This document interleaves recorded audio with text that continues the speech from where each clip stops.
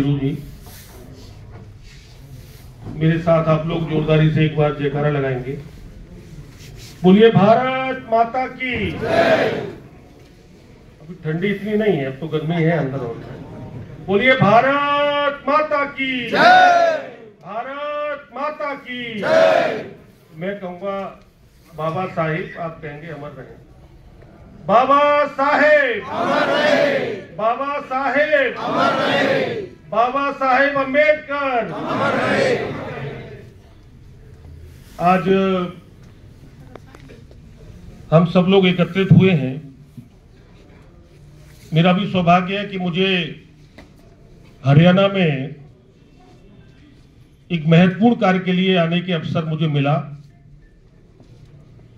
जब हरियाणा आने का मुझे मौका मिलता है, मैं निश्चित रूप से अपने आप को बड़ा सौभाग्यशाली समझता हूं। मैं सबसे पहले तो आप सबको मैं हृदय से धन्यवाद देना चाहता हूं कि जहां पूरे देश की जनता की निगाह हरियाणा के चुनाव पे लगी थी और पूरी देश की जनता ये कह रही थी कि भाई हरियाणा में इस बार बड़ा मुश्किल है, लेकिन मैं मंचासीन हमारे नेतृत्व और मेरे समक्ष जो लोग भी मेरे भाई बहन बैठे हैं, मैं आप सबको धन्यवाद देता हूं कि आपने बड़े बड़े विद्वानों का और ज्योतिषियों का और आकलनकर्ताओं का आपने गणित फेल कर दिया और हरियाणा में भारतीय जनता पार्टी की प्रचंड बहुमत की सरकार बनाई। जिसे कहते हैं ना प्रचंड बहुमत, तो प्रचंड बहुमत की सरकार बनाई। और जहां तक मेरी जानकारी है, अब तक हरियाणा के चुनाव में सर्वाधिक सीटें हमें इस विधानसभा के चुनाव में मिली। तो एक बार पूरे हरियाणा की जनता के लिए भी हम लोग बहुत तालियां बजाकर उनका अभिनंदन करते हैं।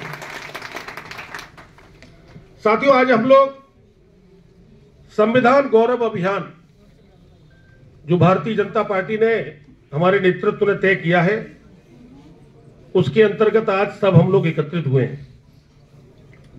मुझे प्रसन्नता है कि पार्टी के जिलाध्यक्ष भाई अशोक सैनी जी यहां उपस्थित हैं और विशेष उपस्थिति हमारे जो कैबिनेट के मंत्री हैं, पहले राज्यसभा में भी सांसद रहे हैं और लोक निर्माण विभाग जैसा महत्वपूर्ण विभाग, उसके आप कैबिनेट मंत्री हैं आदरणीय श्री रणवीर सिंह जी गंगवा साहब। मैं अपनी ओर से भी आपका स्वागत करता हूं, सबकी ओर से स्वागत करता हूं, आपको बधाई भी देता हूं।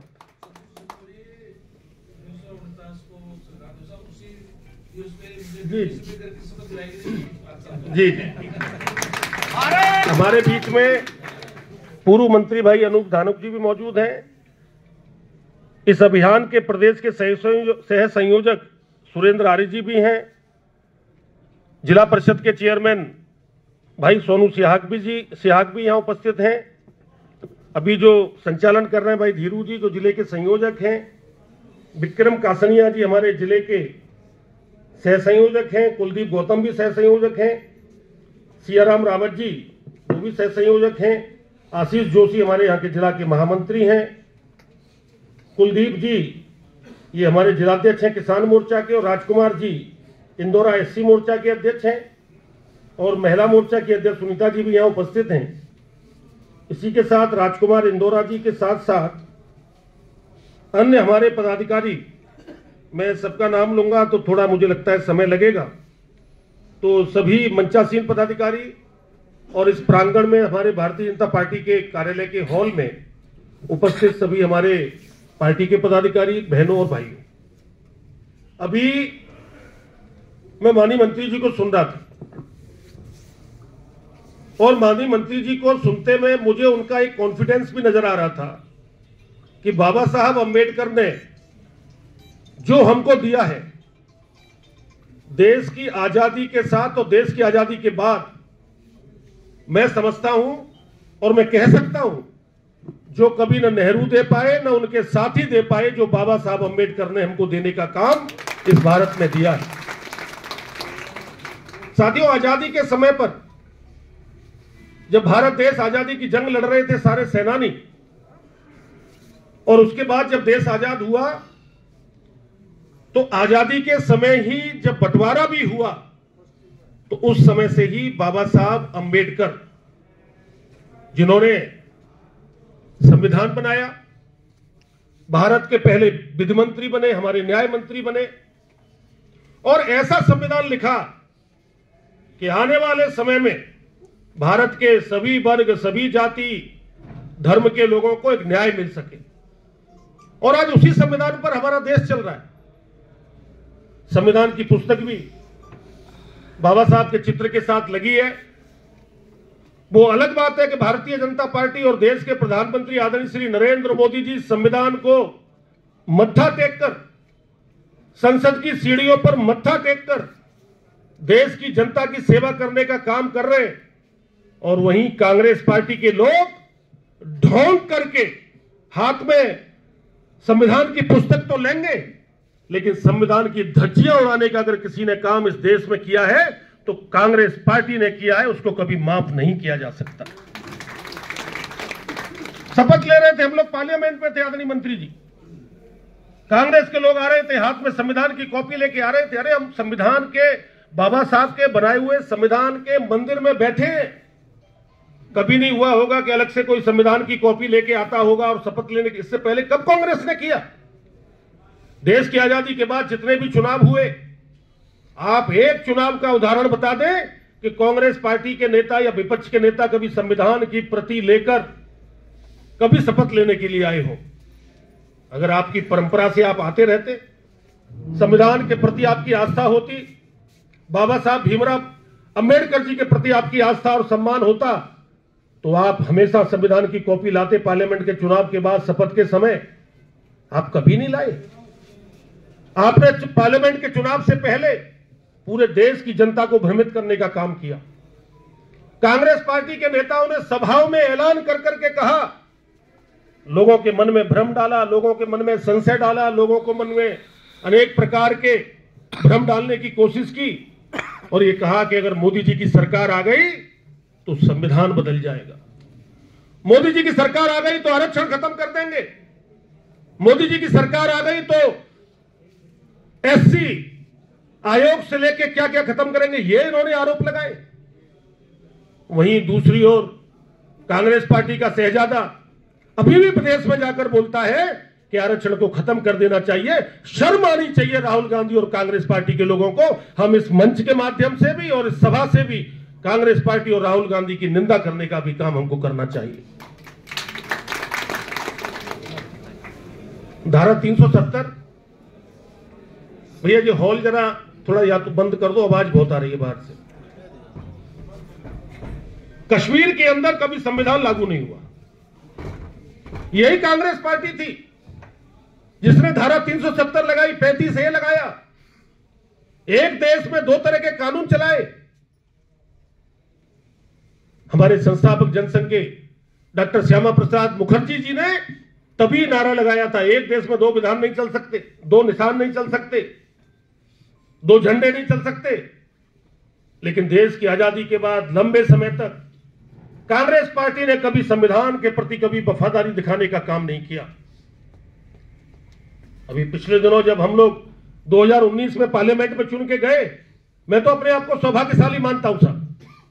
जिन दिनों हम बचपन में, नौजवानी में दीवारों पर लिखा करते थे धारा 370 हटाएंगे, 35 ए हटाएंगे, हमें नहीं पता था, मुझे खुद नहीं पता था कि मैं बजरंग दल का कार्यकर्ता हूं। दीवारों पर लिख रहा हूं रामलला हम आएंगे, मंदिर वहीं बनाएंगे।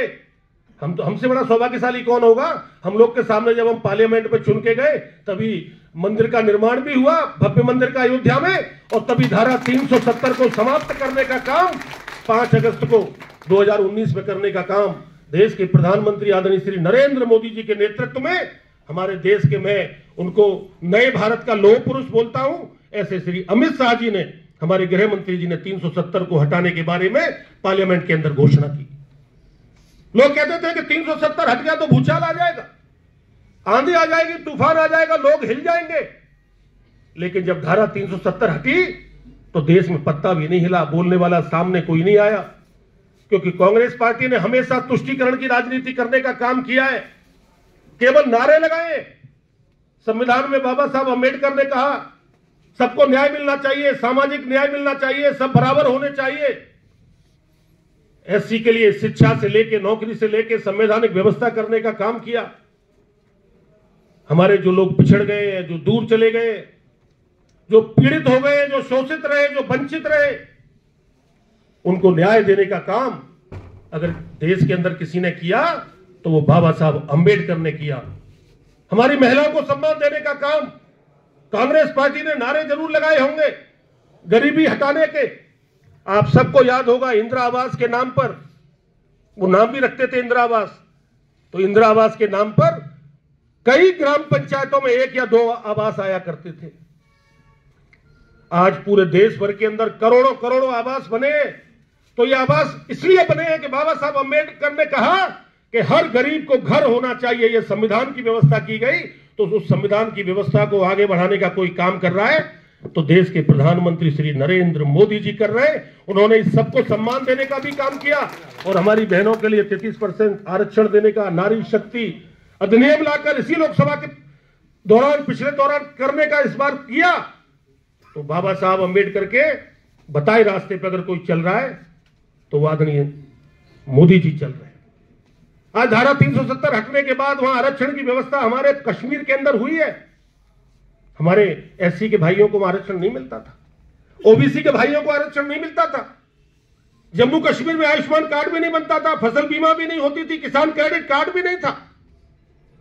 आज जम्मू कश्मीर में आप पूरी दुनिया आज देख रही है कि जम्मू कश्मीर की स्थिति क्या है। यह क्यों हो पाया? ये तभी हो पाया जब बाबा साहब भीमराव अंबेडकर के संकल्प संविधान के द्वारा उसको मनाने का और उसको संकल्प के साथ चलाने का किसी ने निर्णय लिया।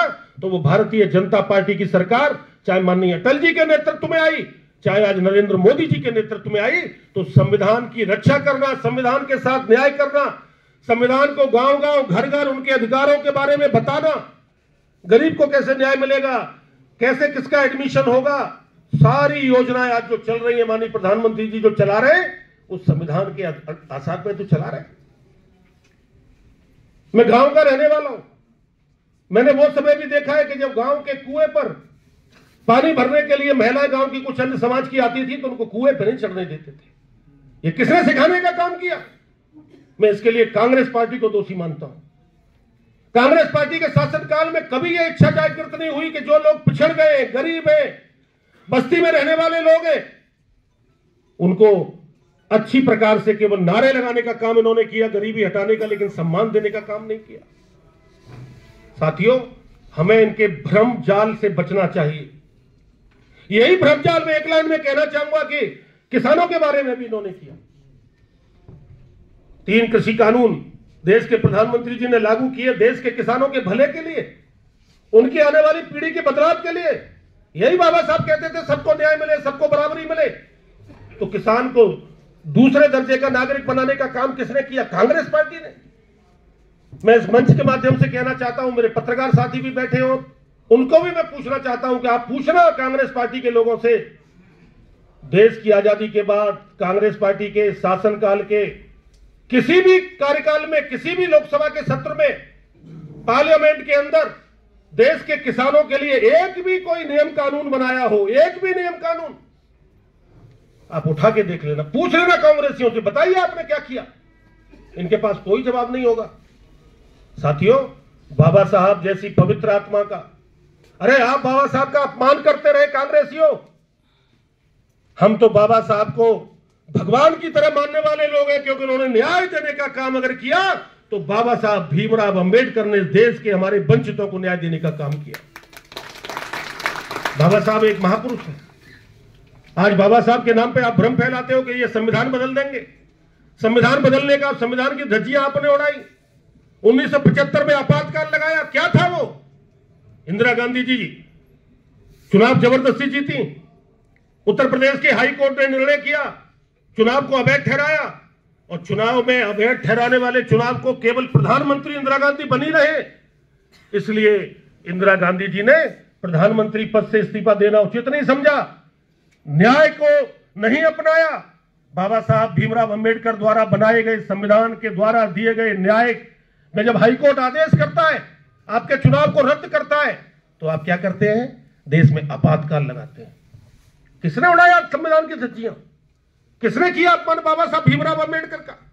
और आज आप संविधान के प्रतीक को माथे पर लगाकर ढोंग करने का काम करते हैं। पार्लियामेंट के अंदर सभाओं में जाते हैं तो बाबा साहब के चित्र और उसको ले जाने का काम करते हैं। कांग्रेस ने जो जिंदगी में किया है बाबा साहब के साथ, मैं समझता हूं कि बाबा साहब के अनुयायियों को, देश के नागरिकों को कभी कांग्रेस पार्टी को माफ नहीं करना चाहिए। जब बाबा साहब का देहांत हुआ तो बाबा साहब के देहांत के बाद स्मारक बनाने के लिए आज नेहरू जी का स्मारक है, इंदिरा जी का स्मारक है, राजीव गांधी का स्मारक है, संजय गांधी का स्मारक है। लेकिन बाबा साहब का स्मारक बनाने के लिए दिल्ली में जगह नहीं दी थी कांग्रेस पार्टी ने। बाबा साहब के पार्थिव शरीर को जब उनका महानिर्वाण दिवस आया तो उनके पार्थिव शरीर को मुंबई ले गए, हवाई जहाज से मुंबई ले गए, सरकारी जहाज नहीं दिया। और जब मुंबई ले गए, सरकारी जो भी जहाज गया, उस जहाज का किराए का बिल बाबा साहब भीमराव अंबेडकर की धर्म पत्नी को भेज दिया गया। शर्म नहीं आती कांग्रेस पार्टी को? वो कहते हैं कि हम संविधान की बात करेंगे। बाबा साहब का निरंतर निरंतर निरंतर अपमान करने का काम कांग्रेस पार्टी ने किया। बाबा साहब का जहां जन्म हुआ हो, बाबा साहब जहां पढ़े हो, बाबा साहब ने जहां दीक्षा ली हो, कहीं पर भी स्मारक कांग्रेस पार्टी ने नहीं बनाया। ओबीसी आरक्षण के लिए इंदिरा गांधी ने कभी फाइल आगे नहीं बढ़ाई। ये कांग्रेसी कहते हैं हम संविधान को माथे पर लेकर चलेंगे। शर्म आनी चाहिए आप। बाबा साहब भीमराव अंबेडकर जी का जो इस देश के लिए काम किया गया है, आज तक कोई नहीं कर सकता। आज उनके पद चिन्हों पर चलने का काम मोदी जी कर रहे हैं। आज भव्य स्मारक दिल्ली में बना है, भव्य स्मारक लंदन में बना है, भव्य स्मारक महाराष्ट्र में बना है, भव्य स्मारक मध्य प्रदेश में बना है। जहां जहां बाबा साहब के महत्वपूर्ण स्थान थे, उनको पंच तीर्थ बनाने का किसी ने काम किया तो वो हमारे देश के यशस्वी प्रधानमंत्री आदरणीय नरेंद्र मोदी जी ने करके दिखाया। कांग्रेस पार्टी की कथनी और करने में हमेशा अंतर रहा है, बड़ा अंतर रहा है। इनके पास न मुद्दे हैं, न कोई रचना है, न योजना है, न कोई विचार है। केवल एक ही विचार है, परिवारवाद, परिवारवाद, परिवारवाद। पार्टी बना लो, पार्टी के मुखिया बने रहो, भ्रष्टाचार करो, बेईमानी करो, और उसके बाद अपने आप को दिखाना ऐसे कि जैसे इनसे बड़ा गरीब कोई नहीं है, इनसे बड़ा जनता का सेवक कोई नहीं है। केवल ढोंग करने का काम करते हैं। मैं हरियाणा की जनता को धन्यवाद देना चाहता हूं कि लोकसभा के चुनाव से पहले जो कांग्रेस पार्टी ने भ्रम फैलाकर देश में एक अच्छा खराब वातावरण करने की कोशिश की, और उसमें लोग बहकावे में आए भी।